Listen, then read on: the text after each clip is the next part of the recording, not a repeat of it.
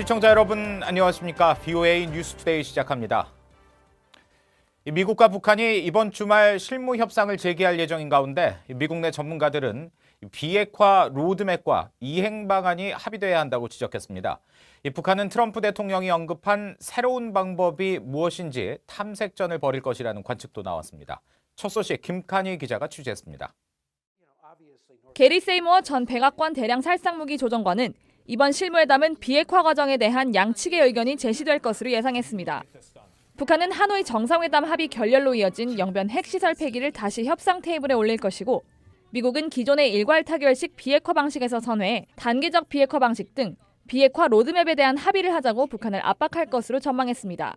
It's an approach that seeks a very big first step and a roadmap for other steps that will lead to complete denuclearization, peace regime, normalization of relations at some point in the future. 조셉 디트라니 전 육자회담 차석 대표도 미국 양측의 비핵화 로드맵 합의가 중요하다고 강조했습니다. 실무 협상이 의견만 제시돼서는 안 된다면서 비핵화 목표를 위한 양측의 합의가 필요하다는 것입니다. There needs to be total agreement on what the end objective is and a roadmap to get to that end objective and then working level meetings to unpack each of those elements. 스콧 스나이더 미국 외교협회 미한정책국장은 북한은 트럼프 대통령이 최근 언급한 새로운 방안에 주목했을 것이라고 말했습니다. 빅딜식 비핵화 방안을 고수하던 미국이 어떤 다른 입장을 보일지 확인하려 들 것이라는 설명입니다. It finally suggests that they're ready to touch base and to engage with the U.S. Perhaps they feel better about President Trump's mission of a new method of approaching North Korea. 스나이더 연구원은 그러면서 미국도 북한의 입장이 얼마나 진전됐는지 보고 싶어 할 것이라면서 미국은 북한의 핵물질 생산 중단과 검증을 원하고 있다고 말했습니다. 전문가들은 실무 협상 재개를 환영하면서도 길고 어려운 과정이 될 것이라며 협상이 몇 차례 열려도 북한의 의미 있는 비핵화 조치를 끌어내기는 쉽지 않을 것으로 내다봤습니다. VOA 뉴스 김칸입니다. 이런 가운데 북한이 실무 협상에 건설적으로 임할 수 있도록 중국이 협조해야 한다고 미 국방부 고위관리가 말했습니다. 특히 북한에 대한 엄격한 경제 제재 이행을 강조했습니다. 김영교 기자가 보도합니다. 미국 브루킹스 연구소의 토론회에 참석한 랜달 슈라이버 국방부 인도태평양 안보 담당 차관보는 미국과 북한의 실무 협상이 하노이 회담 합의 결렬 이후 8개월 만에 열리는 데 대한 중국의 역할을 질문받았습니다. 슈라이버 차관보는 북한이 실무 협상에 건설적으로 임할 수 있게 해야 한다면서 중국의 엄격한 대북 경제 제재 이행 협조를 강조했습니다.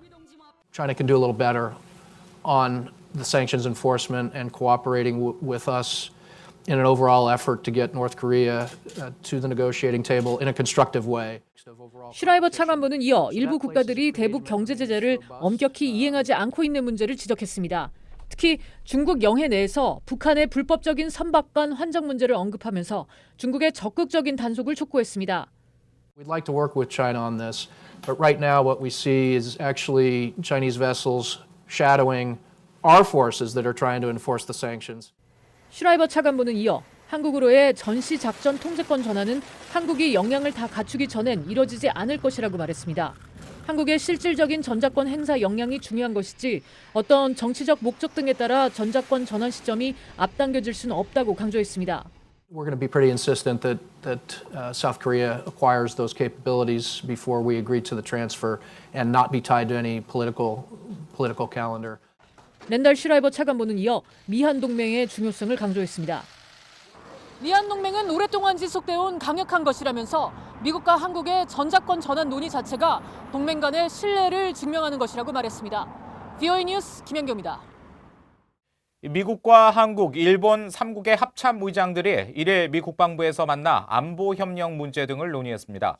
미 국방부는 마크 밀리 신임 미 합참의장이 이날 자신의 취임식 참석차 워싱턴을 방문한 박한기 한국 합참의장과 야마자키 고지 일본 통합망료장과 회동했다고 밝혔습니다. 3국 합참의장은 이 자리에서 미한일 3자 안보협력 방안에 대해 논의했다고 국방부는 설명했지만 구체적인 내용은 공개하지 않았습니다. 한국 정부가 지난 8월 한일 군사정보보호협정 지소미아 종료를 결정한 이후 미한일 3국의 군 수뇌부가 자리를 함께한 것은 이번이 처음으로 이번 회동은 미국 측의 주선으로 이루어진 것으로 알려졌습니다. 리처드 아미티지 전 미 국무부 부장관은 북한이 비핵화할 것으로 믿는 사람은 미국과 한국의 대통령뿐이라며 회의적 전망을 밝혔습니다. 또 한일 갈등의 해결은 한국에 달렸다면서도 트럼프 행정부가 과거 정부보다 소극적인 태도를 보이고 있다고 지적했습니다. 김동현 기자의 보도입니다. 리처드 아미티지 전 국무부 부장관은 전략국제문제연구소 CSIS가 주최한 토론회에 참석해 북한의 비핵화 가능성에 대해 회의적이라고 밝혔습니다. 북한은 절대로 핵을 포기하지 않을 것이라면서 북한이 비핵화할 것으로 믿는 사람은 도널드 트럼프 대통령과 한국의 문재인 대통령뿐이라고 주장했습니다. There are only two people in the whole world who think that North Korea is going to denuclearize. One is Moon Jae-in and the other is President Trump. 아미티지 부장관은 이어 최악인 한일 갈등 문제와 관련해 과거와는 달리 방임적 태도를 취하는 미국의 문제가 있다고 지적했습니다. The transactional nature of Mr. Trump's comments on Japan and in Korea have led to some doubts about the staying power and the willingness of the United States to stay. 특히 지난 7월 한국과 일본의 방공식별 구역을 비행한 중국과 러시아 공군의 합동 훈련은 유례가 없는 일이라며 중국과 러시아가 군사 협력 강화를 도모하는 시점에서 미국의 동맹 분열은 심각한 위협이라고 지적했습니다. 아미티지 전 부장관은 한국 정부의 한일 군사정보 보호협정 종료 결정도 비판했습니다. 아미티지 부장관은 한일 갈등과 관련한 VOA 기자 질문에 문제 해결은 전적으로 한국의 어깨에 달려있다면서 한국 정부의 결정은 일본뿐 아니라 동맹인 미국 또 한국 스스로에게도 옳지 못한 일이라고 비판했습니다. To use the Jisomia because you're unhappy with history policies of Japan is not fair to us as an ally, it's not fair to the Republic of Korea, and it's not fair to Japan. 또 한일 갈등의 요인 중에 하나인 과거사 문제와 관련해 자신은 과거 일본을 직접 찾아가 수많은 의원들의 한국의 입장을 설명하며 위안부 문제 해결을 위해 노력했다고 말했습니다. 그러면서 자신은 1965년 한일 청구권 협정 체결에 이어 2015년 한일 위안부 합의로 배상 문제는 종결된 것으로 본다고 주장했습니다. VOA 뉴스 김동현입니다. 미 국가안보국 산하 사이버 보안부가 공식 출범하고 앞으로 적대국들의 사이버 위협을 제거하는 데 모든 역량을 강화할 것이라고 밝혔습니다. 사이버 보안부는 이를 웹사이트를 통해 공식 출범 사실을 알리며 이같이 밝혔습니다. 미국 국무부가 한국 전투기의 국군의 날 사열 뒤 독도 상공 비행에 대해 부정적인 입장을 나타냈습니다. 국무부 대변인실 관계자는 이를 VOA에 보낸 이메일을 통해 한국과 일본 간 최근 의견 충돌을 고려할 때 리앙쿠르암에서의 군사훈련 시기와 메시지, 늘어난 규모는 진행 중인 문제를 해결하는 데 생산적이지 않다고 밝혔습니다. 국무부 관계자는 미국은 리앙쿠르암의 영유권과 관련해 어떤 입장을 취하지 않는다면서 한국과 일본이 평화적으로 해결할 문제이며 우리는 한국과 일본이 이 분쟁을 해결하기 위한 열성적이고 진지한 대화를 갖기를 독려한다고 말했습니다. 미 정부는 독도나 다케시마라는 지명이 아닌 리앙쿠르암이라는 중립적 명칭을 사용하고 있으며 앞서 지난 8월 하순에 실시된 한국의 독도 방어 훈련에 대해서도 비생산적이라고 비판한 바 있습니다. 북한 인권 문제를 공론화하고 북한 주민들의 해방을 위한 기독교인들의 모임 트루스 포럼이 림멤버 NK 행사를 열고 북한 인권 개선 공로가 큰 수전 솔티 자유북한연합 대표와 김성민 자유북한 방송 대표에게 인권상을 수여했습니다. 수전 솔티 자유북한연합 대표는 강연을 통해 북한은 세계 인권선언에 명기된 인간의 권리 중 단 하나도 누리지 못하고 북한 김씨 일가의 노예로 살아가는 최악의 국가라고 지적했습니다.